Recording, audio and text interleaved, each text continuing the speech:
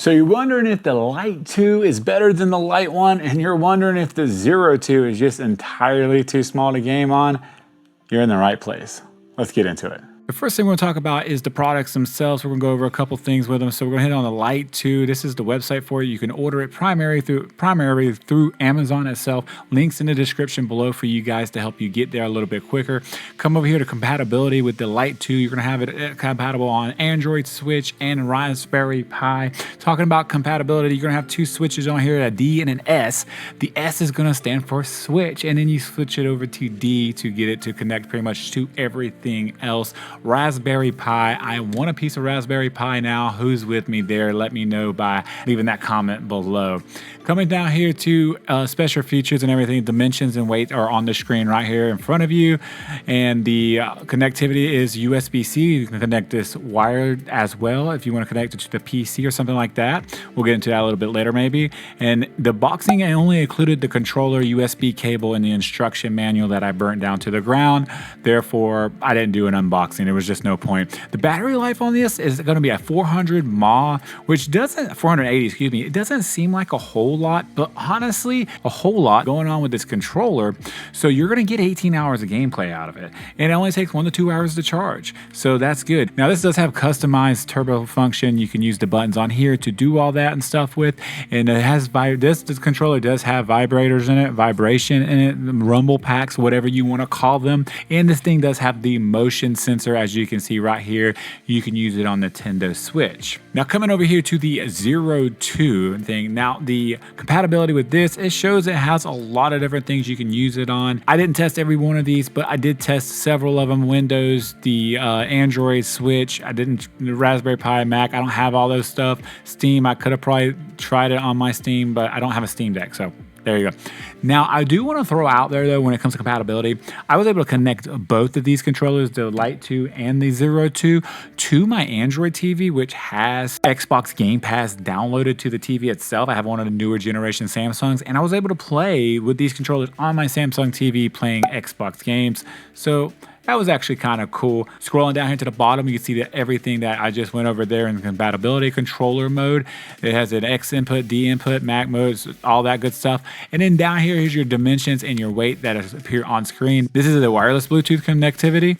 And then here we go. As in the box is the same thing as in the LITE 2. I didn't have a whole lot going on there. The battery type here is what I was talking about, 180 mAh batteries, which is crazy to think that this little controller is only charged with 180 mAh battery, and you are getting 8 hours of play out of it, and it does take 1 to 2 hours to charge it. Now, with all that being done, let's run over here real quick and look at how to connect both these controllers to each system.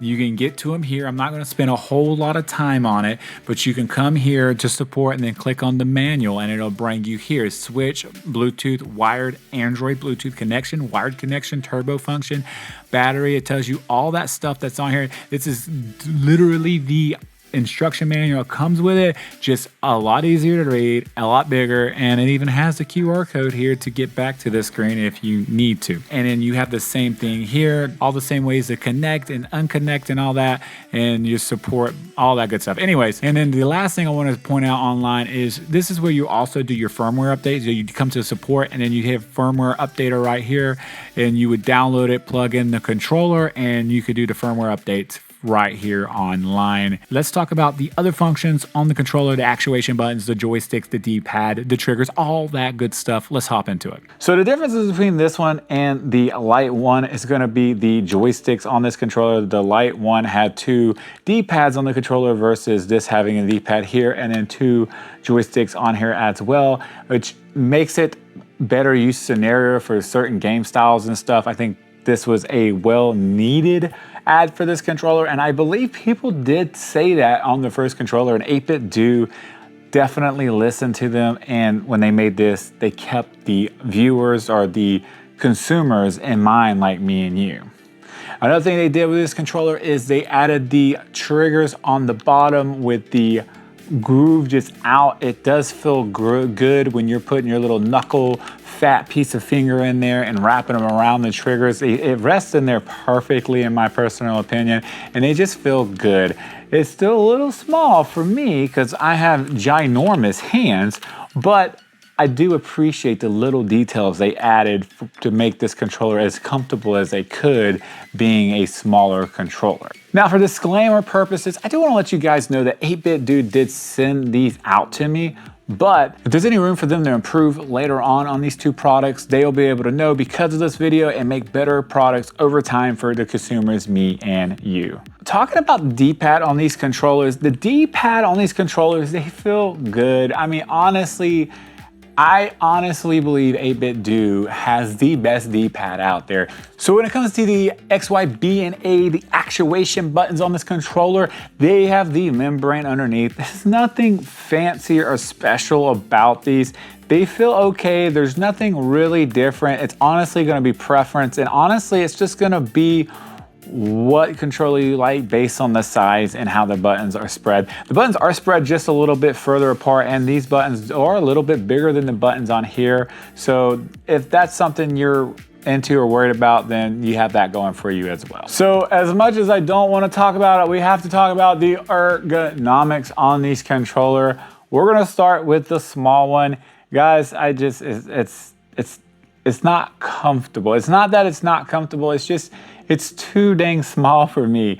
I cannot use this controller on a daily basis. Now, this controller, I feel like isn't made to be used on a daily basis. This is made to be used for games like Mario Kart or Mario Party or simpler style games that doesn't take a lot of actuating and moving around and rolling around something like Super Smash Brothers. I don't know if I would really want to play this game on there unless you have smaller hands. Now, for kids that are like 4 to maybe 10 years old, this would probably be a great controller for them, only because this controller is pretty cheap. I think this controller runs in between $20 and $25. I'll pop it here on the screen so you can see it, and it's nice. Now, I do prefer this controller over, say, the Joy-Con. I don't like the Joy-Con because of how the controller is laid out, how the D-pad is like more like in the middle. It just feels weird. I don't like playing with it. And I know other people that come over that want to play Mario Kart and stuff wouldn't like to play with it either. So to buy these in replace of those and throw these in a couple of your friends' hand and to, you know, be able to play Mario Kart, Mario Party, some games like that on that kind of level that doesn't take a whole lot to do, is great.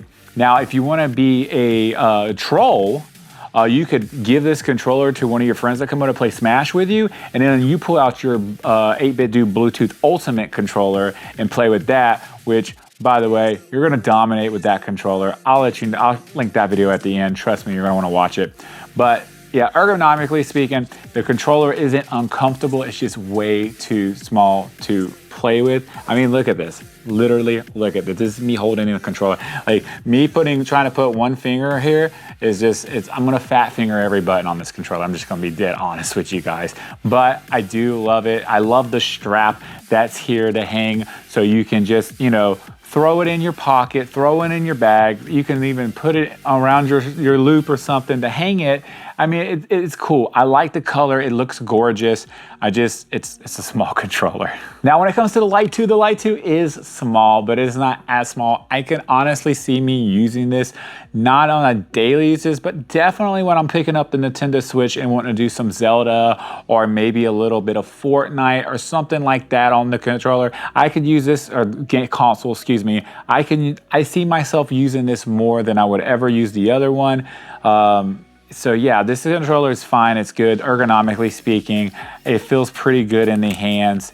The triggers feel good, and the bumpers up top feel fine. I don't feel like, even though my finger, my knuckle finger covers both the bumper and the trigger pretty much at the same time, I don't feel like I'm accidentally hitting the bumpers when I'm hitting the triggers, you know, like there's like a simultaneous push there or anything like that. They made it very good where the trigger sits lower into the controller, so you don't really have that issue of accidentally pressing both buttons at the same time. And I think that was a good touch by them, because they knew that the controller was smaller and that they were gonna have that issue possible. Now, doing the stress test, since we are talking about build and stuff, just bending the controller and stuff. This controller, honestly, it does feel very good. I'm not getting any kind of creaks or bend.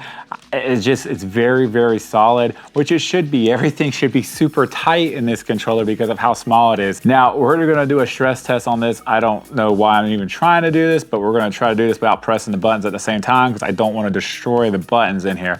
But like, you know, everything is built super tight in here. I'm not able to bend it. You don't see it bowing. I don't get a bow when I'm doing it. And it's just, it's good. It's built well. 8-Bit Dude does take, I feel like, pride in the products that they build.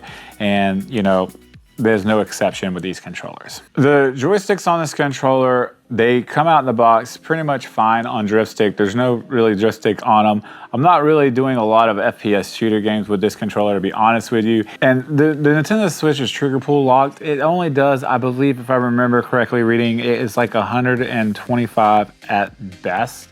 So you're gonna be around the 8.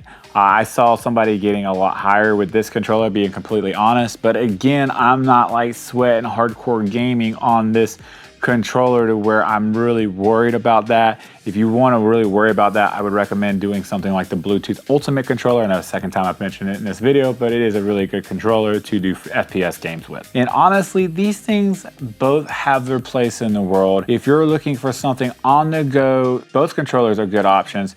You can slide this in your pocket. I wouldn't recommend sliding this in your pocket, especially if you wear tight jeans, because we don't want to mess up these joysticks on this controller. You can throw it in a book bag though. Throw it in your, throw it in the car or whatever on the go. You can have a few of these hanging in the car or whatever. These are great for party. Like if you need to buy controllers for just your kids to have their friends over to play Mario Kart and stuff like that, these controllers are great, honestly, for the price you're gonna get from them. These are gonna be a little bit more on the, $30, $35 expensive side. They're still not that expensive in my personal opinion. You're getting a great controller that is still very compatible with all kind of different devices and very compact where you can take it on the go and not really worry about it taking up too much room in a book bag or something like that.